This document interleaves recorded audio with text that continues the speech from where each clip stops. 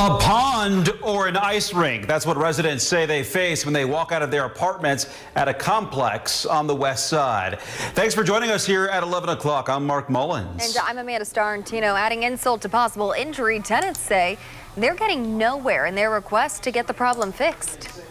WRTV's Cameron Riddle is working tonight to get answers. Vance Donahue is just about fed up. Every time it rains or snows, the sidewalk and the courtyard between his apartment and his car turn into a shallow pond, and of course in the winter, an ice rink. This morning when I went out to go to my appointment at 4:30, the whole sidewalk is ice. Donahue has a number of medical issues that already make it hard to get around. He says even after maintenance crews shovel the snow, the standing water turns to ice and makes it dangerous and difficult to get to his doctor's appointments and impossible to bring in his own groceries. He says for the past 10 months, he's been complaining about the issue to the management team at the Legends at Speedway apartment complex, but his calls of concern don't seem to do much good. I don't want, when I call them and ask them to call me back, to call me 4 days later, 3 or 4 days later.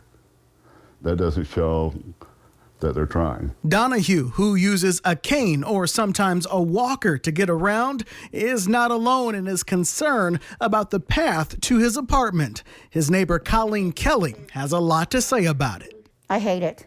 The water gets under the sidewalks and makes the sidewalks unstable so that when you walk on them, then you feel the water bubbling up.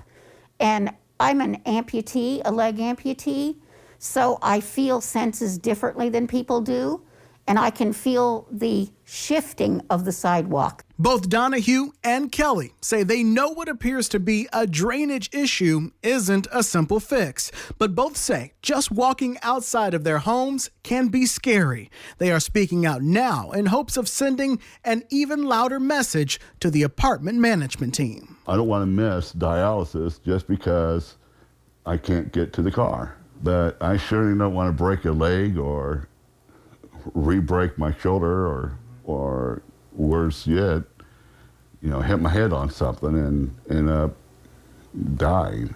Cameron Riddle, WRTV.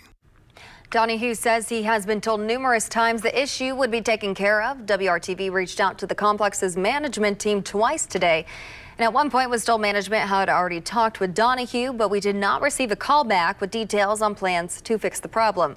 We will keep track of the issue and let you know what happens.